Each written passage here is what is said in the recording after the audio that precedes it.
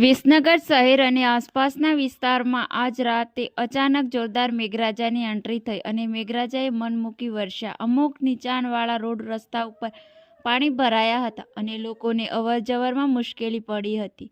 લોકોએ એવું કહેવું છે કે શિયાળો છે કે ચોમાસું એ ખબર નથી પડતી અને કમોસમી વરસાદ ખેડૂત માટે હંમેશા ચિંતાનો વિષય બન્યો છે અને ખેતરમાં ઊભો રહેલો પાક અને વાવેતરમાં નુકસાન વેઠવું પડશે. હવે ખેડૂતોમાં નિરાશાનું મોજું ફરી વળ્યું છે. રિપોર્ટર કેયુર પટેલ.